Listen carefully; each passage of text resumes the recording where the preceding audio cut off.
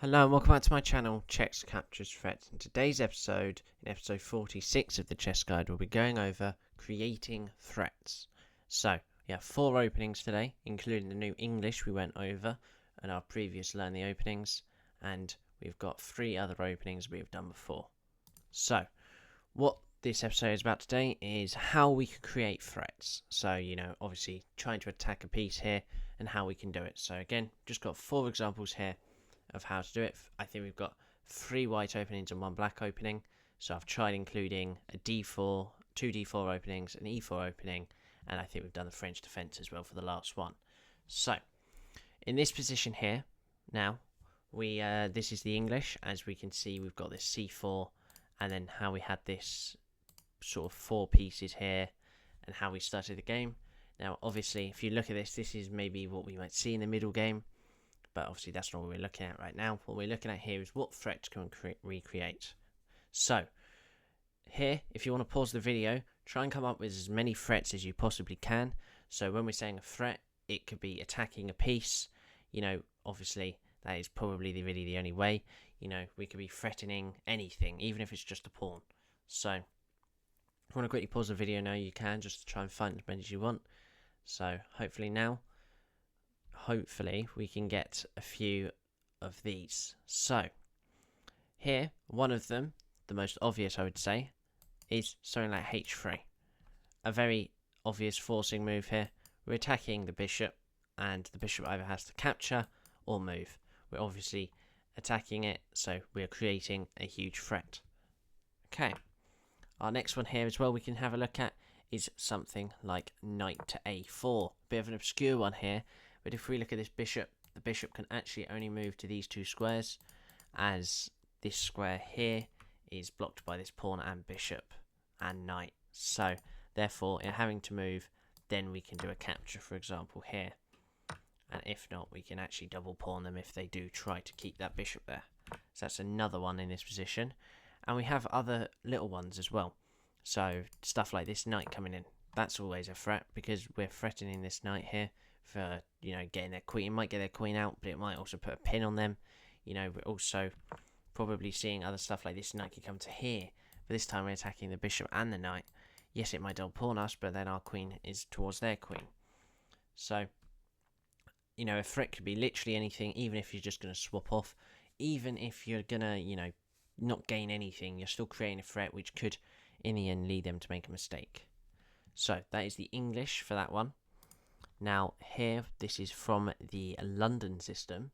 So as we see here, black has quite a big attack here, but our bishop's covering it. So being our go, again, if you want to pause the video, always just try and maybe quiz yourself here. Obviously trying to improve, so find as many as you can. But now, here there's a few again. We're already creating a threat with this bishop here. But I think some of the main ones we could be looking at here is this c4 push as well.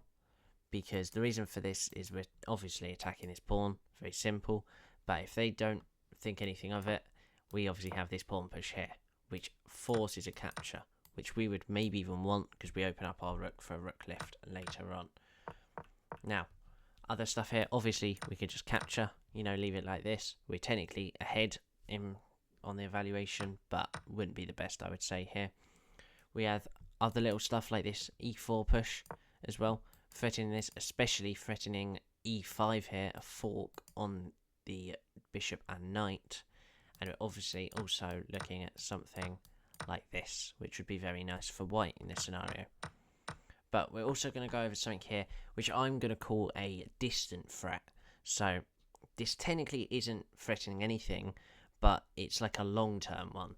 So here, for example, we move our rook to c1. We're obviously attacking nothing as our own pawns are blocking it in.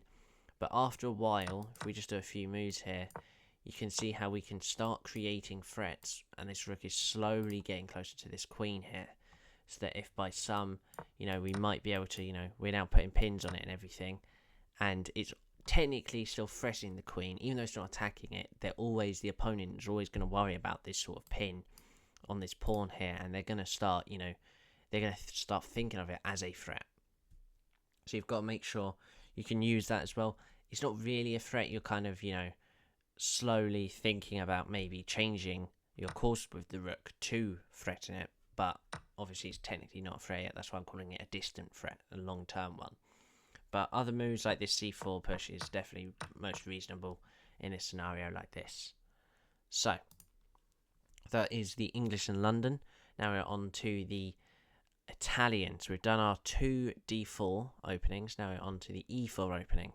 So as you see here, white's got a very good centre with these 2 pawns. It's actually up by quite a lot here. There's a few reasons why, and especially is the threats it can create.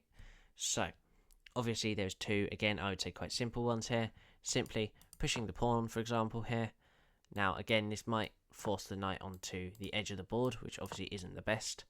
But, you know, it's because we can move our bishop back here. But again, if we go back to this one, where we did move our knight to the rim here, it isn't as bad because whatever this bishop does, we can capture either way. So it's a little bit different to that. So this would now just be a very, very bad knight. We also have other moves, like we can even play a move like e5. You know, after a few captures, we are putting pressure here and we're opening up to a pin. So again, another one. But again, we're pushing pawns here. It could be as simple as playing something like this.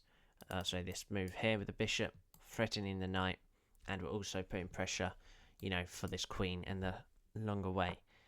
Also, there is also a few here, like a knight move, again, as simple to the first example, where we're just attacking something like a knight and a bishop. So stuff like that, obviously some aren't the best, some aren't so good. That's why we use checks, captures, threats as our sort of thing in every sort of move. So there is that. Now, hopefully you're getting here what creating threats are. What the main aspect here to take from this is threats will not always win stuff. You know, normally a game, you're not just going to make a move, they're going to make a mistake, you're going to win the game. It's always going to be, as you know, the term, everyone uses chess as a term, as in one plays a move, another plays a move, and it goes so and so. So, you know, you're trying to even out each other's game, trying to, you know, plan around it. So there's that. Now, we're on to the black opening here, and the last example for today's episode, and it's going to be on the French defence here. A little bit different here how we've got the knights. This is normally how I would play the French defence, as you see in the rapid increase a few times. But here we have a few threats again. So 2 main ones, obviously the c5 breakthrough. We can do stuff like a capture here, one of the best moves on the board, because obviously this messes up this pawn and even this bishop at times here. But we also have other stuff like this pawn push, obviously forcing this bishop away. You know, maybe that's going to ruin the bishop. But we also have a few other moves here, as in we could really have a knight push now, you know, trying to get onto this bishop. We also have a few other ones where it could be, we could even say, again, how we say long term, is we might put a piece somewhere to then, you know, move again. So like this, and we're immediately going to try and play knight c4 the next move, looking at these 2 pieces. So again, you might be trying to create a threat, create the plan to get a threat as well. So there is that. And again, we can have simple moves like just pushing a pawn like this.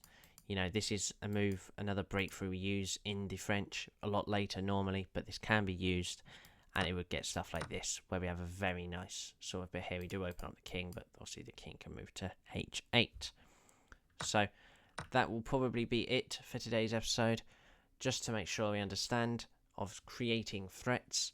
So obviously we're not there to win the game then and there with a threat. We're there to try and lead them into mistakes to be made. You know, they might not find the best move to counter. You might be able to win a pawn from it. You might be able to win, you know, an exchange that might make, you know, your bad bishop exchange for their good knight, for example.